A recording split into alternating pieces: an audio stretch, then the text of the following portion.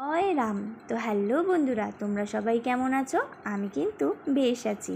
এদিকে আমরা মূল ভোগটা মানে গুরুদেবের যে মূল ভোগ সেটা কিন্তু সমস্ত খাবারে মিশিয়ে দিচ্ছিলাম, কারণ এটা এখানকার নিয়ম।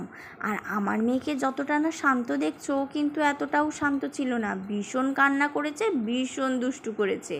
আর এদিকে আমি আমার মেয়ের ভাতের থালাটা কিন্তু সুন্দর করে সাজিয়ে নিয়েছি। আর আমার মেয়ের শেষ পর্যন্ত মামার হাতে অন্নপ্রাশনের ভাত খাওয়া হয়ে গেল, তারপরেই সে কি কান্না। তাই জন্য ওর বাবা নিতে ওকে বাধ্য হলো। ওর বাবার কোলে বসেই ও সবার হাতে পায়েস খেলো আর সবার আশীর্বাদ নিল। এদিকে দেখো, পায়েস খেতে কিন্তু আমার মেয়ে ভীষণ ভালোবেসেছিল। যাই হোক, আজ আশীর্বাদ পর্বটুকু দেখাতে পারলাম। লাস্ট ভিডিও আসছে কালকে, কাল দেখাবো ও কোনটা নিল, মাটি, টাকা, পেন নাকি সোনা। দেখতে থেকো কিন্তু।